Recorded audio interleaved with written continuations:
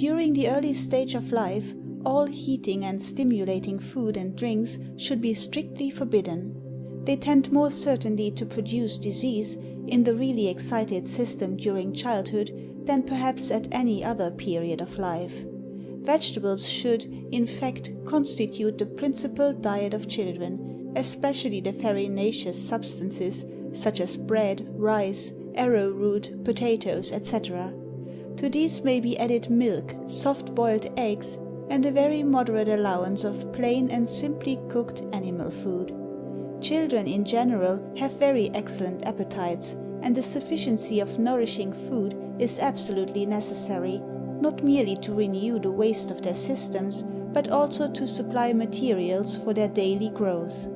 3 or perhaps 4 light meals a day will be found a good allowance during childhood.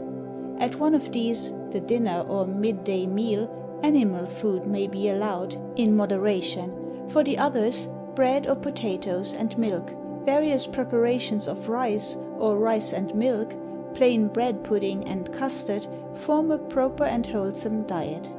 All salted and high-seasoned food should be forbidden. Some have objected to butter for children, although experience would appear to show that a very moderate allowance of fresh butter is by no means injurious. Of vegetables, potatoes, carrots, turnips, beets, and cauliflowers will be found most wholesome. They should be well boiled, and the potatoes and turnips eaten without being mashed or mixed with butter or fat gravy. Children should never be indulged in pastry of any kind. They may occasionally take a little of the cooked fruit of a pie, but even this should be in moderation. The drink of children should be simply water, milk, wee or very weak tea, milk and sugar. All stimulating and fermenting liquors are not only unnecessary, but positively injurious. By increasing to an improper extent the circulation of the blood, they induce fever, indigestion, inflammation, or convulsions, to say nothing of the danger of their use during childhood, giving rise to habits of intemperance in after life.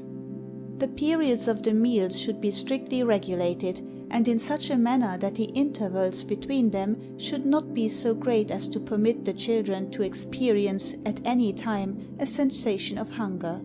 Supper should be taken an hour or 2 before bedtime.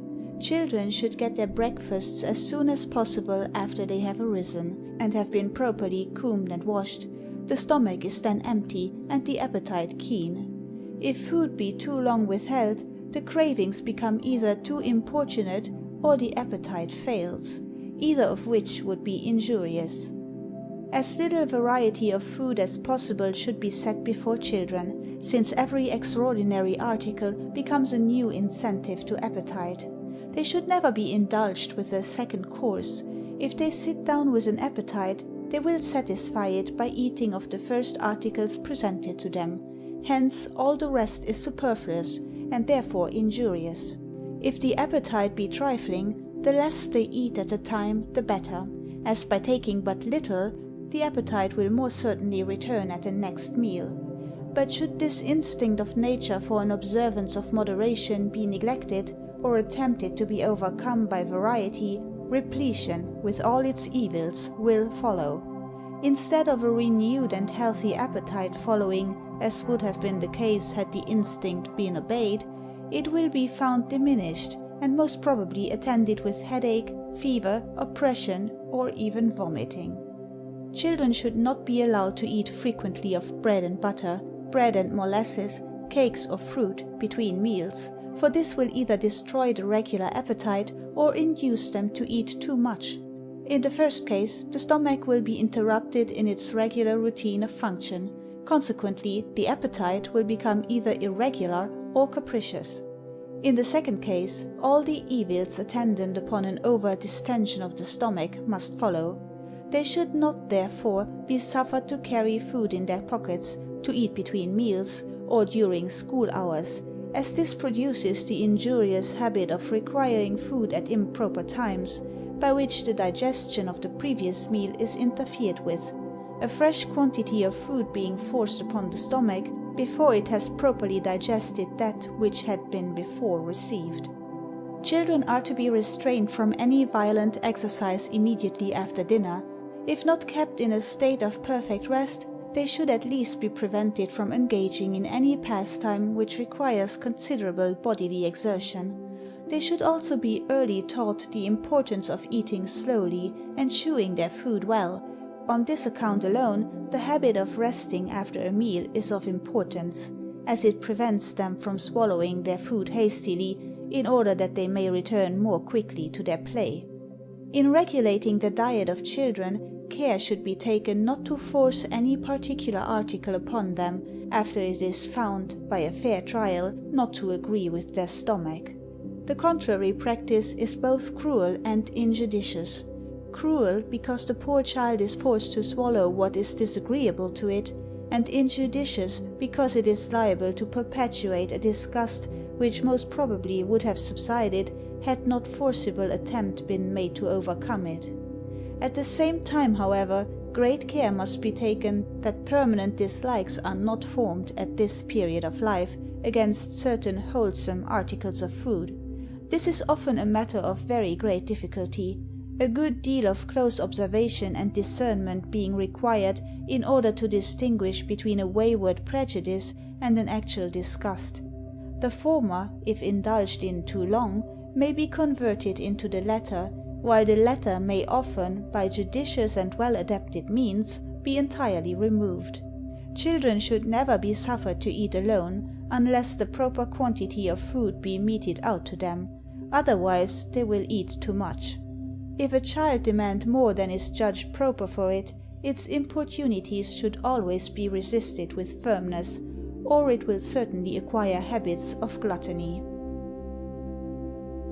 Effect of Thought on Health and the Body, from As a Man Thinketh, by James Allen. The body is the servant of the mind.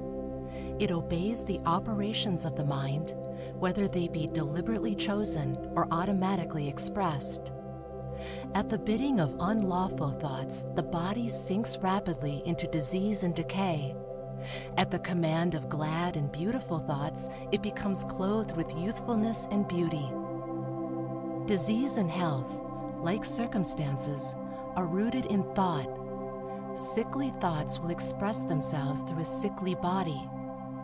Thoughts of fear have been known to kill a man as speedily as a bullet, and they are continually killing thousands of people just as surely, though less rapidly. The people who live in fear of disease are the people who get it. Anxiety quickly demoralizes the whole body and lays it open to the entrance of disease, while impure thoughts, even if not physically indulged, will soon shatter the nervous system. Strong, pure, and happy thoughts build up the body in vigor and grace. The body is a delicate and plastic instrument which responds readily to the thoughts by which it is impressed, and habits of thought will produce their own effects, good or bad, upon it. Men will continue to have impure and poisoned blood so long as they propagate unclean thoughts. Out of a clean heart comes a clean life and a clean body. Out of a defiled mind proceeds a defiled life and a corrupt body. Thought is the fount of action, life, and manifestation. Make the fountain pure, and all will be pure. Change of diet will not help a man who will not change his thoughts. When a man makes his thoughts pure, he no longer desires impure food. Clean thoughts make clean habits. The so-called saint who does not wash his body is not a saint. He who has strengthened and purified his thoughts does not need to consider the malevolent microbe. If you would protect your body, guard your mind. If you would renew your body, beautify your mind.